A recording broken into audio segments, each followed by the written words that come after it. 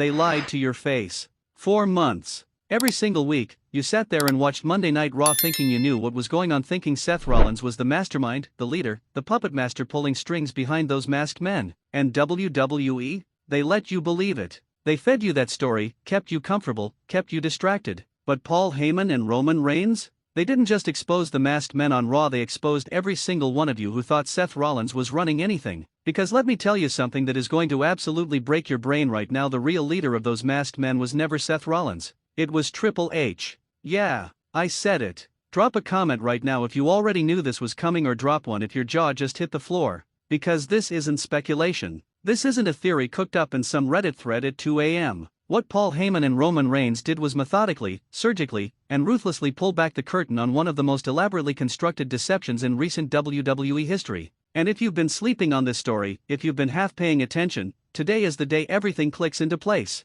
So buckle up, because this is going to be a wild ride. The setup, building the tension. Let's go back to the beginning. When those masked figures first started appearing on Raw, the entire WWE universe lost its mind. Who are they? What do they want? Who sent them? The chaos they created was real, the attacks were vicious, the message was clear: someone powerful was moving pieces on a chessboard, and everyone else was just a pawn. And then Seth Rollins stepped forward. Oh, Seth Rollins. The visionary. The man with the smile that tells you he knows something you don't. And he leaned into it hard. The mannerisms, the cryptic comments, the way he'd show up right after those masked men wreaked havoc, it was all perfectly timed. WWE creative was cooking, and the whole world was buying Seth as the leader, the architect of this chaos. Social media ran with it. Analysts ran with it. Casual fans, hardcore fans, everybody pointed the finger at Seth Rollins and said, yeah, that's the guy. But here's what nobody was paying attention to, and this is where it gets dangerous. Roman Reigns notices everything. The tribal chief doesn't miss a single detail.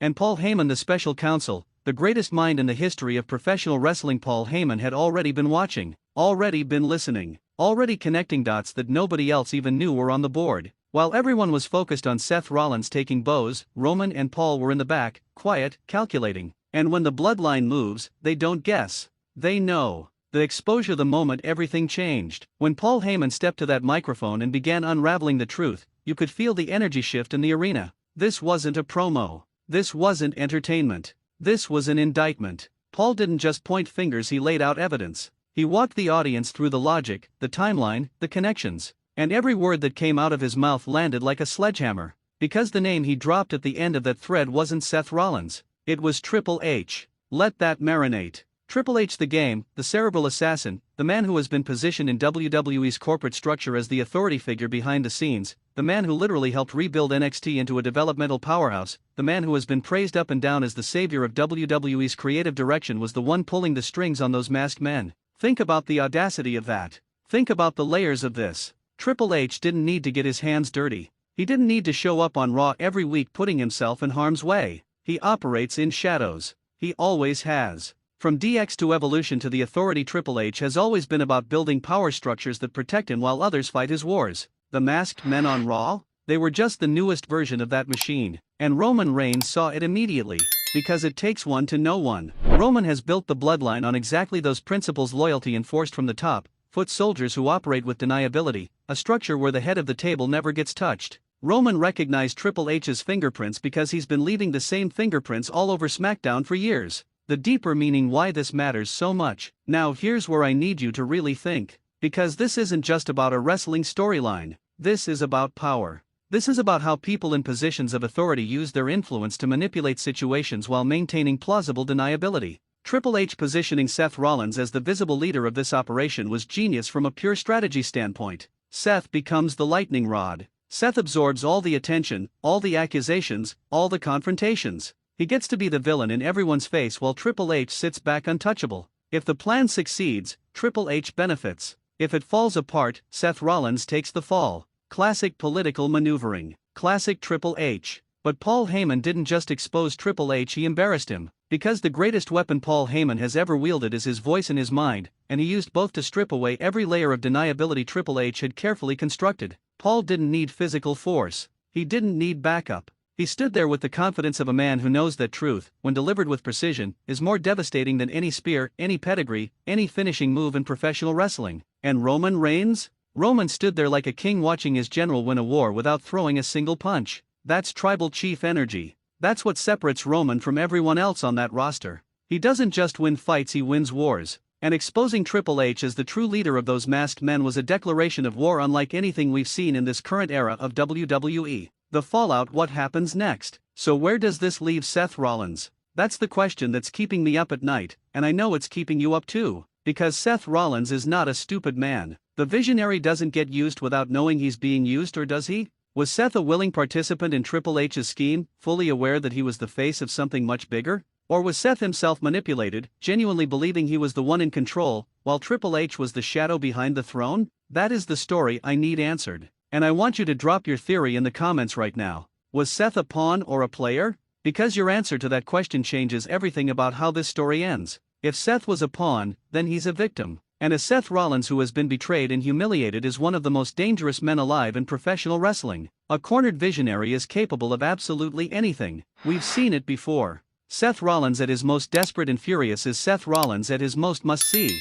That version of Seth might just become the key that unlocks Triple H's downfall. But if Seth was a willing player, if he knew and went along with it, then Seth Rollins has just been exposed as not just a villain, but a coward. A man who hid behind a greater power while pretending to be the big dog. And in WWE, there is nothing the crowd turns on faster than a coward who got caught. Either way, Roman Reigns wins. Either way, Paul Heyman's genius gets validated. And either way, Triple H is going to have to answer for what he's done in a very public, very painful way. The Roman Reigns angle, undeniable dominance. Let's also talk about what this means for Roman Reigns' legacy, because I don't think enough people are giving him credit for the role he played in all of this. Roman didn't just participate in the exposure, Roman orchestrated the timing. Paul Heyman is brilliant, but Paul Heyman operates at Roman's direction. The tribal chief decides when to move, when to strike, when to reveal. And Roman chose this moment deliberately. By exposing Triple H now, Roman is doing something no one has been willing to do in years. He's going after the institution. He's going after the man who wears a suit and sits in a corporate box while everyone else bleeds on the mat. Roman Reigns is saying, to Triple H's face, to the entire WWE universe, to everyone watching at home, I see you. I know what you did. And I'm coming. That's not just a wrestling angle. That's a statement about power, accountability, and what happens when the most dominant force in WWE decides that nobody is above consequences. This is why Roman Reigns is the greatest of his generation. Not because of the championships, not because of the title reigns, not because of the bloodline structure. It's because Roman operates on a level of strategic intelligence that nobody else on that roster can match. And when Paul Heyman is your voice, your advocate, your counsel, you are operating with an unfair advantage that the rest of the locker room simply cannot overcome. The call to action: get your people involved. Listen, if you've watched this video all the way to this point, you already know that this storyline is far from over. This is just the beginning. The exposure of Triple H as the leader of those masked men is the opening shot in what is going to become the biggest, most complex, most layered WWE power struggle we have seen in years. And I am going to be here every single step of the way, breaking it down for you, analyzing every promo, every segment, every move.